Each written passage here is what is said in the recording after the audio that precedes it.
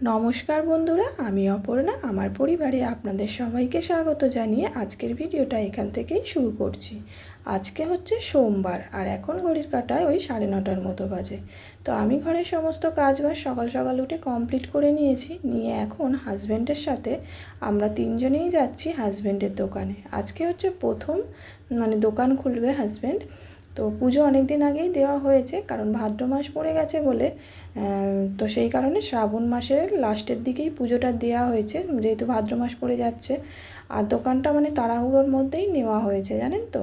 তো বেশ কয়েক মাস তো হাজব্যান্ড বাড়িতেই বসেছিল, কোনো কাজ বাজ ছিল না, পাচ্ছিল না।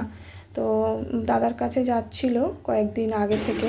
তো দাদাই ওকে বুদ্ধিটা দেয় যে একটা জেরক্সের দোকান খুলতে। তো এখানে জেরক্স প্রিন্ট আউট সমস্ত কিছু তো হবে, তার সাথে আধার কার্ড, প্যান কার্ড, তারপরে ভোটার কার্ড, এই সমস্ত কিছু হবে, জানেন তো। তো ওই আজকে প্রথম দোকান ওপেনিং হয়েছে যেহেতু, সেই কারণে ওই প্রিন্টারটা আনার ছিল। তো সেই কারণেই এসছি, অবশ্য নাহলে আসতাম না। তো ওই তিনজন মিলে এসছি, ছেলেকে সামনে বসিয়েছিল আর আমি প্রিন্টারটা ধরে নিয়ে এসছিলাম। তো এই যে কাছাকাছিই দোকান নিয়েছে, বাড়ি থেকে হেঁটে আসলে 5 মিনিট মতো লাগবে। তো যাই হোক, এখন চলে এসেছি দোকান খুলে। তো এই যে সমস্ত কিছু গুছিয়ে গাছিয়ে নিয়েছে জায়গা মতো। আর এদিকে ছেলে দেখুন, ওই যে ব্লুটুথ যেটা নিয়ে এসছে গান শুনবে বলে, ও পাপাকে বারবার দেখাচ্ছিল। তো ওকে একটু গান চালিয়ে দিচ্ছিল। আর ও এই যে দেখুন চেয়ারের ওপর এসেই উঠে পড়েছে, ওর পাপার এই চেয়ারটা।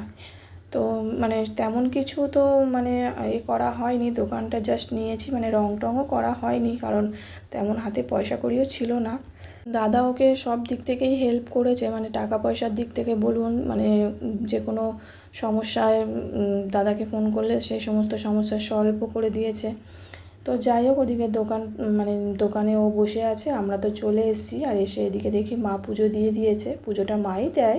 তো মা পুজো দিয়েছে, আমি ঘরটর মুছে ঝাড় দিয়ে মুছে চলে গেছিলাম। মা রান্নাবান্না করে পুজো টুজো দিয়ে কারখানায় চলে গেছে। আর এদিকে ছেলেকে খাওয়াবো। আমাদের জন্য তো হয়েছিল মা করেছিল সর্ষে ইলিশ, আর করেছিল ওল ভাজা। তো ছেলে তো ওইসব খাবে না, তো ওর জন্য একটু ডাল সিদ্ধ করে রাখতে বলেছিলাম। তো ওই ডাল সিদ্ধ করে রেখেছে, আর আমি এখন ওকে একটা ডিম ভেজে দেবো।